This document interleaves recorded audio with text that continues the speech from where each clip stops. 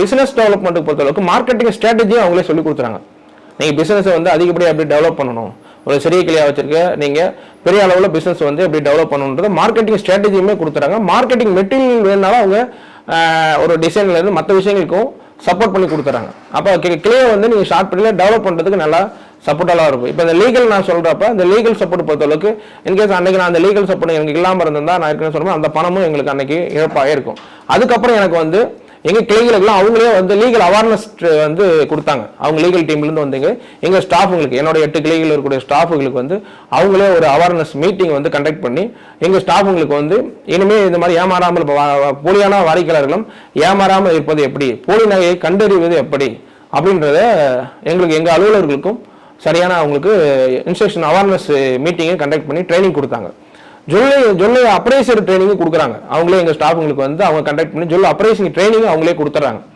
ஏன்னா ஜுவல் சரியான அப்ரைசிங் பெரிய அளவுக்கு நீங்கள் கிளை போட்டு பண்ணுறப்ப, இப்போ ஒரு கிளைனா நீங்கள் போட்டு பண்ணுறப்ப ஓகே, நம்ம 5 கிளை 6 கிளை நம்ம போட்டு பண்ணுறப்ப அந்த எல்லா அங்கே இருக்கிற அத்தனை அளவுக்கும் அப்ரைசிங் ட்ரைனிங்கும் முறையாக தெரிஞ்சிருக்கணும். அப்போ அதுக்கு அப்ரைசிங் ட்ரைனிங்கும் வந்து அவங்களே கொடுத்துட்றாங்க.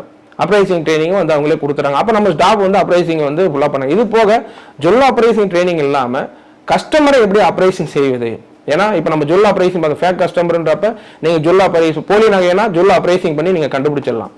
இப்போ வந்து தெஃப்ட் ஜுவல் திருட்டு நகை எடுத்துட்டு வராங்க அப்படின்றப்ப நீங்கள் ஜுவல் அப்ரைசிங் பண்ணால் கண்டுபிடிக்க முடியாது. கஸ்டமர் அப்ரைசிங் பண்ணால் மட்டும்தான் நீங்கள் நம்மளால கண்டுபிடிக்க முடியும். அப்போ கஸ்டமர் அப்ரைசிங்னா என்ன சார் அப்படின்னா, கஸ்டமர் அப்ரைசிங் என்பது அந்த பொருளுக்குரிய நபரா, இப்போ ஒரு நகை எடுத்துட்டு வராரு அப்படின்னா ஒரு 5 lakhs ஒரு நகை எடுத்துட்டு வராங்க, ஒரு 5 லட்ச ரூபா நகை எடுத்துட்டு வராங்கன்னா அந்த 5 லட்ச ரூபாய்க்குரிய நபரா, 5 லட்ச ரூபாய்க்கு ஒருத்துக்கு நகைக்கூடிய நபரா அப்படின்றதையும் எங்களுக்கு அதில் அந்த இந்த அசோசியேஷன் மூலியமா ட்ரைனிங் கொடுக்கும். அப்போ அது மூலியமா, ஏன்னா இப்போ நம்ம போலி நகைகளை கண்டறிச்சிடறோம், ஆனால் இந்த மாதிரியான திருட்டு நகைகளை நம்ம எப்படி வந்து கண்டறியறது அப்படின்றது கஸ்டமர் அப்ரைசிங். அப்போ அந்த கஸ்டமர் அப்ரைசிங் கொடுத்துறாங்க. அப்போ இந்த கஸ்டமர் அப்ரைசிங் நம்ம கற்றுக்கிறப்ப அப்போ அந்த திருட்டு நகைகளில் வாங்குறது நமக்கு தவிர்க்கப்படுது.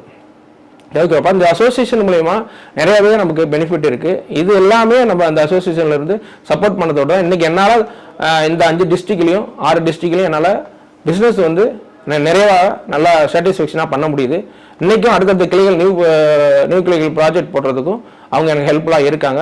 எந்த விதமான பெனிஃபிட் இல்லாமல் அலுவலர்களுக்கும் மனநிறைவாகவும் என்னாலையும் ஒரு நிறைவாக கிளியர் பிஸ்னஸை ரன் பண்ணி கொண்டு போக முடியும். இதற்கு எனக்கு இந்த பான் புரோக்கிங் அசோசியேஷன், தமிழ்நாடு அளவிலான பான் புரோக்கிங் அசோசியேஷன் வந்து ரொம்பவும் எனக்கு ஹெல்ப்ஃபுல்லாக இருந்திருக்காங்க, உறுதுணையாக இருந்திருக்காங்க. என்னுடைய வெற்றிக்கு இன்னைக்கு காரணமாக இருக்கிறது இந்த பான் புரோக்கிங் அசோசியேஷன் என்ற இதன் மூலமாக உங்களுக்கு தெரிவித்துக் கொள்கிறேன்.